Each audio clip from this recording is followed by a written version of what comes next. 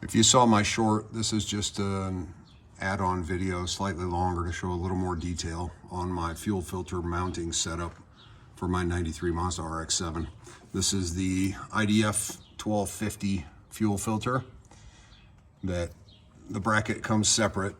You don't get them together. And after seeing a lot of other people's setups, this is apparently the preferred spot because you have enough room. The gas tank's kind of here. You have a little space in between here, rather than trying to mount it all the way up underneath where the factory fuel filter is. So since I put it here, it's a lot more accessible when I need to change it out. So you just had to do a few things. I didn't want to drill large holes and have to try and weld something in here. So I fabricated this plate.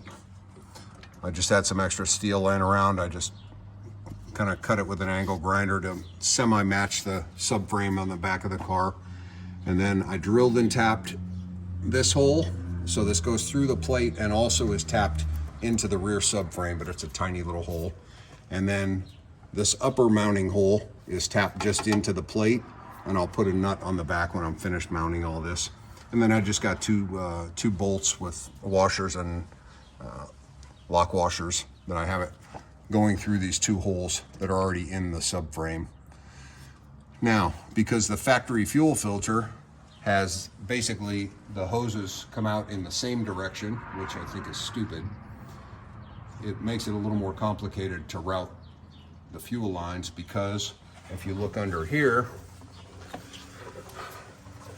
this is one of the fuel lines, and then this is the other one. So they're kind of going the same direction.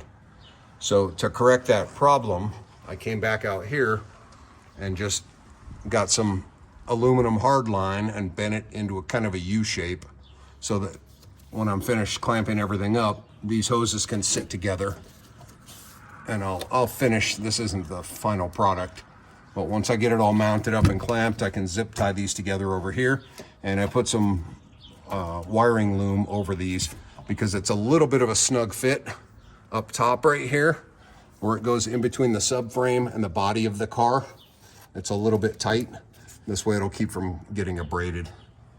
And if you look underneath here, I labeled these over here just for reference if you need to know. This is basically the fuel going out from the fuel pump up to the engine compartment. The middle one is the return coming back with the excess fuel pressure. And then the lower one is just the vapor, which goes to this canister here. And from speaking to an engine builder and some other people, do not remove this, otherwise you'll get kind of a persistent gas smell, which I don't want. So I'll leave it in place. It probably only weighs 1/4 pound, so it's no big deal. Up here, if you follow along, the out right here, so this is after the fuel pump, or the fuel filter rather. So the first place that it comes to from the fuel tank is up here. This hard line goes up over the subframe, and this is where it comes out from the fuel pump. So this is your pressurized fuel. Comes out this hose, goes up and over the subframe. This is the inlet to the fuel filter.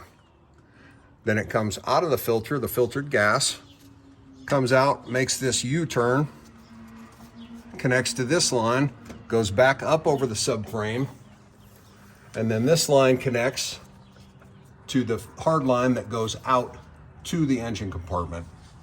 And when it needs to be changed, this will be a lot simpler. There's one Allen that you just loosen this and you can slide this out. So you'll just have to undo one clamp, slide it out, and this thing unscrews to get the filter element out.